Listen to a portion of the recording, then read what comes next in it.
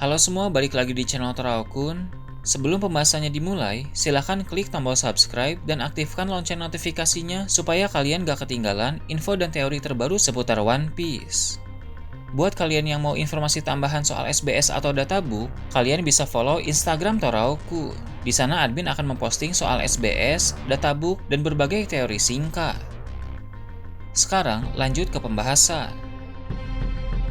Cerita dalam chapter 1049 nanti akan dimulai dengan memperlihatkan Luffy dan Kaido yang masih beradu serangan di udara. Seperti yang kita tahu dari chapter lalu, Luffy menggunakan teknik bernama Gomu Gomu no Bajrangan, sedangkan Kaido menggunakan teknik yang disebut Rising Dragon Blazing Bagua. Baik teknik yang dipakai oleh Luffy maupun teknik yang digunakan oleh Kaido sama-sama merupakan serangan tingkat tinggi. Sehingga ketika mereka bentrok, maka dampak yang terjadi pun tidak main-main. Terlihat ada ledakan dari bentrokan tersebut, serta ada pula petir-petir hitam yang menandakan keduanya mengeluarkan haki dalam jumlah besar. Dalam chapter yang akan datang nanti, dampak dari adu serangan Luffy dan Kaido akan semakin besar. Bahkan akan ada suara ledakan dahsyat dari bentrokan mereka, serta langit terbelah dan keadaan laut menjadi sangat kacau.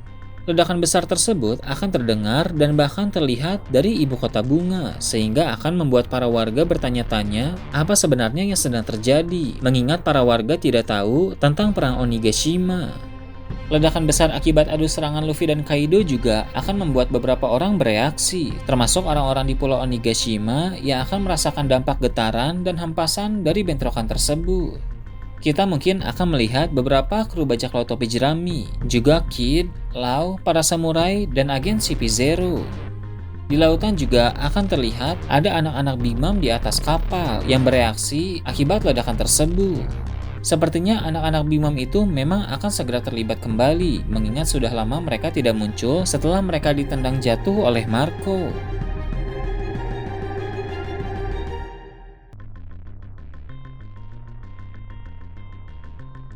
Kembali ke Luffy dan Kaido, usai terjadi ledakan besar akibat adu serangan mereka, keduanya pun terlempar, yang mana itu menandakan kekuatan serangan mereka bisa dikatakan seimbang. Luffy terlempar ke atas, sedangkan Kaido terlempar ke bawah.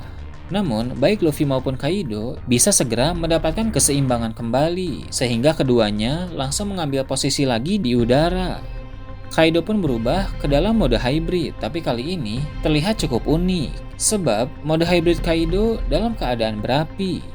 Dengan transformasi tersebut, Kaido tentu menjadi lebih kuat dan mengerikan ketimbang dalam mode hybrid yang biasanya. Lalu, Luffy dan Kaido pun kembali saling serang, tapi bukan dengan satu serangan besar seperti sebelumnya, melainkan dengan serangan-serangan beruntun yang saling beradu. Bila adu serangan sebelumnya menonjolkan kekuatan yang besar, maka dalam adu serangan kali ini yang ditonjolkan adalah kecepatan. Dalam mode hybrid yang berapi, Kaido bisa bergerak dengan kecepatan tinggi. Begitu juga dengan Luffy, dia memakai teknik untuk bergerak dengan kecepatan tinggi juga. Karena terlalu cepat, pergerakan Luffy dan Kaido tidak bisa dilihat dengan pandangan mata biasa, sehingga Momonosuke yang menyaksikan pertarungan mereka menjadi kebingungan, sebab tiba-tiba saja Luffy dan Kaido menghilang. Duel antara Luffy melawan Kaido memang sudah sangat dekat dengan babak akhir, tapi dalam proses menuju selesainya duel tersebut, mereka masih akan memperlihatkan beberapa teknik yang luar biasa.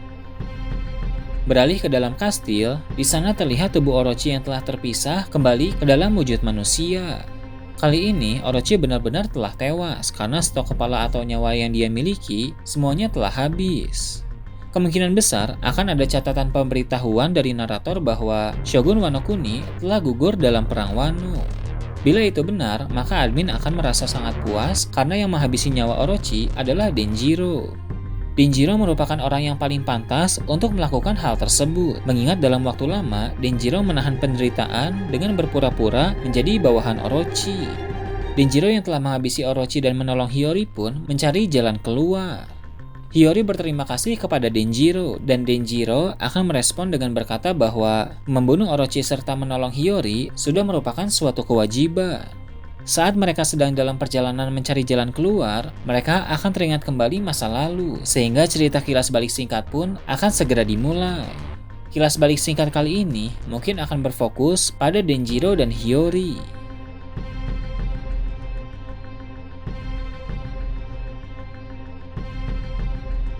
Setelah itu, cerita beralih ke tempat yang cukup jauh dari Wano Kuni, yaitu markas besar Angkatan Laut. Di sana terlihat ada kapal-kapal Angkatan Laut yang bersiap untuk berangkat ke suatu tempat. Para personil Angkatan Laut tampak sibuk menaiki kapal-kapal di sana. Ada cukup banyak Vice Admiral yang juga sedang melakukan persiapan. Sementara itu, di dalam kantor Akainu terlihat ada Akainu dan Kizaru yang sedang berbicara. Akainu bilang bahwa dia sebenarnya tidak ingin Angkatan Laut terlibat dalam konflik Wano Kuni, sebab Wano Kuni bukan negeri yang berafiliasi dengan pemerintah dunia dan akhir-akhir ini Angkatan Laut juga punya banyak kesibukan. Namun, perintah dari Gorosei tidak bisa ditolak. Walaupun Akainu kesal kepada mereka, tapi Akainu tetap memahami bahwa sebagai Fleet Admiral, dia punya kewajiban untuk mengikuti perintah Gorosei. Gorosei meminta kepada Akainu untuk mengirim armada Angkatan Laut ke Wano Kuni dengan tujuan menangkap atau menghabisi para bajak laut yang ada di sana. Selain itu, Angkatan Laut juga akan bertugas untuk mengawal pihak pemerintah dunia dan membuat Wano Kuni menjadi negeri yang dikontrol oleh pemerintah dunia. Untuk melakukan tugas besar tersebut, Akainu mengirim Kizaru untuk memimpin armada besar Angkatan Laut. Sejak pertama mendengar tentang Kaido dan Big Mom yang akan bertemu di Wano Kuni, Kizaru memang telah bertanya kepada Akainu apakah Kizaru harus pergi ke sana. Namun, saat itu Akainu masih belum memberi perintah apapun. Baru sekarang inilah Akainu benar-benar meminta Kizaru untuk pergi ke sana. Armada Angkatan Laut yang akan diberangkat ke Wano Kuni terdiri dari banyak sekali bawahan, beberapa Vice Admiral, serta Admiral Kizaru yang memimpin. Kembali ke Wano Kuni, di ibu kota bunga ada sosok misterius yang berada di antara para warga. Dia adalah Kozuki Toki yang ternyata masih hidup. Dalam cerita One Piece, ada beberapa kasus di mana orang-orang yang dianggap mati ternyata masih hidup. Alasan mengapa Toki bisa bertahan, karena 20 tahun yang lalu dia berubah pikiran. Toki yang awalnya sudah berniat untuk mati, memilih untuk melompati waktu ke masa depan, tentu dalam detail waktu yang berbeda dengan Momonosuke dan yang lain. Jadi mereka tidak pernah bertemu. Toki melakukan itu karena dia sangat ingin untuk bisa bertemu dengan anak-anaknya, serta untuk bisa melihat Wano Kuni yang kembali dikuasai oleh keluarga Kozuki. Setelah pertempuran selesai, pasti akan ada momen mengharukan di mana Toki, Hiyori, dan Momonosuke kembali berkumpul lagi.